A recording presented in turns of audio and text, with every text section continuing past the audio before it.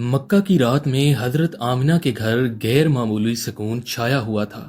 فضا میں نورانی کیفیت، ولادت کے لمحے آسمان پر ایک عجیب نور پھیل گیا جس نے مکہ کی وادیوں کو روشن کر دیا اور فضا حیرت میں ڈوب گئی۔ اسی لمحے خانہ کعبہ کے گرد بتوں میں لرزش پیدا ہوئی اور فضا میں غیر معمولی خاموشی چھا گئی، جیسے وقت تھم گیا ہو اور گہرا سکون چھا گیا ہو۔ ایران کے آتش کدوں میں ہزاروں برس سے جلتی آگ اچانک بجھ گئی اور دربار میں خوف اور حیرت کی لہر دوڑ گئی، ہر طرف سناٹا چھا گیا۔ کیسر روم کے محل کے ستون لرزنے لگے اور دراڑیں پڑ گئی، جیسے کوئی عظیم طاقت نے نظام ہلا دیا ہو۔ پورا دربار خوف میں آ گیا۔ ولادت کے وقت حضرت آمنہ کے قریب نورانی فرشتوں جیسی کیفیت محسوس ہوئی اور کمرے کی فضا مکمل روشن ہو گئی تھی، ہر چیز بدل گئی۔ اسی لمحے مکہ کے آسمان پر ستارے زیادہ روشن دکھائی دینے لگے اور فضا میں ایک انوکھا سکون اتر آیا، ہر دل حیرت میں ڈوب گیا۔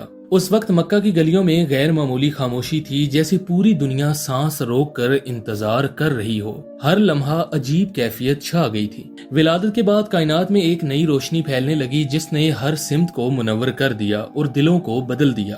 اس مبارک رات نے پوری انسانیت کے لیے ایک عظیم باب کا آغاز کیا اور تاریخ ہمیشہ کے لیے روشن ہو گئی اور یہ لمحہ یادگار بن گیا۔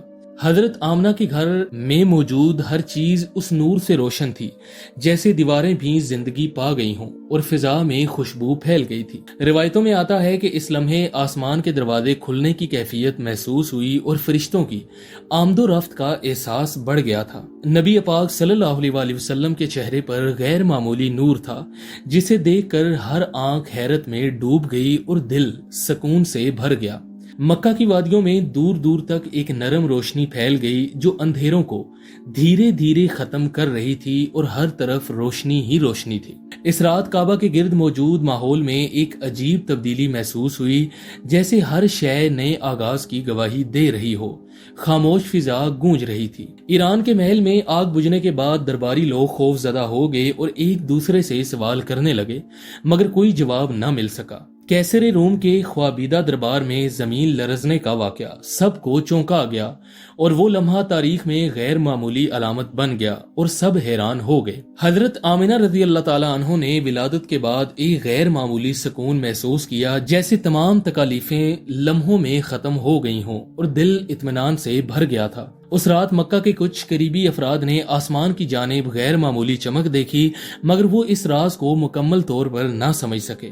اس مقدس پیدائش کے ساتھ ہی کائنات میں ایک نئی روشنی کا آغاز ہوا جو وقت کے ساتھ مزید پھیلتی گئی اور ہر سمت میں اثر چھوڑ گئی۔ حضرت آمنہ کے گھر میں موجود ہر شخص اس نورانی کیفیت سے مرعوب تھا، جیسے وقت نے اپنی رفتار بدل لی ہو اور لمحے ٹھہر گئے ہوں۔